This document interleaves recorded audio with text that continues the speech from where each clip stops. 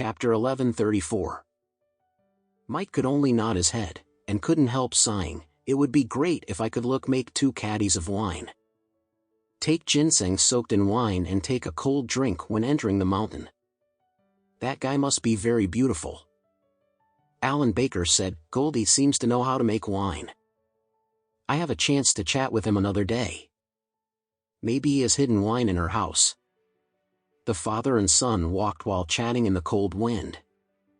After more than half an hour, they arrived at the entrance of the village.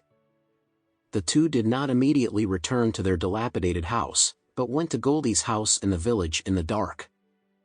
Although the foothills of Gollum Mountain are poor, there is nothing lacking for everyone to rely on the mountains and eat the mountains. In the past, people in the whole village often went to the mountains to hunt. But now that most of the young people are going outside and there are not many hunting, Goldie is the only professional hunter in the entire village. If anyone in the village wants to eat game, they will take money or other things, but they will rarely exchange their prey for some meat. Alan Baker has been greedy for his game for a long time, because he is clinking poorly every day, and it is not easy to eat. There is no extra thing to exchange for meat. Today is too greedy, and Goldie just hunted a roe deer yesterday, so he moved his mind and said that he had to get some meat and go back to taste it. Coming to the outside wall of Goldie's house, Alan Baker grabbed the wall and took a look inside. Sure enough, there were pieces of roe deer meat hanging in the yard. So he whispered to his father Mike, "You get down and let me step on your shoulder."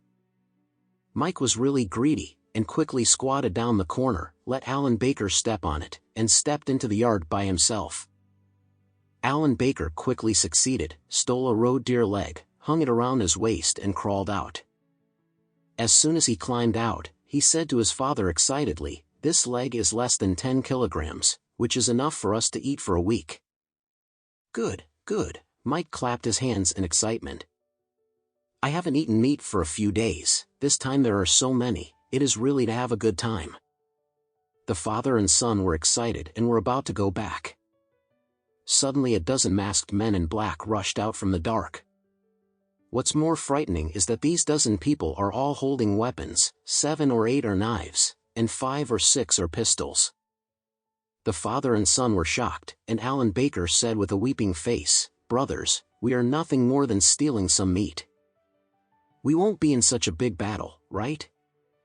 Mike was too frightened, so he quickly said to him, "What are you still doing in a daze? Give the meat back to others quickly." Alan Baker hurriedly threw the roe deer legs on the ground, begging for mercy, "Everyone, please raise your hands high." These dozen people surrounded the father and son, and one of them blurted out, "Are you Mike and Alan Baker?" Mike nodded blankly and asked, "What do you guys do?" The man said coldly, "We were sent by the Southern Region whale family to rescue your father and son and leave. The car is already waiting at the entrance of the village. Let us go now, and we will take you back to Oris Hill." When the father and son heard this, they were stunned, and then they burst into tears. The two looked at each other and cried together.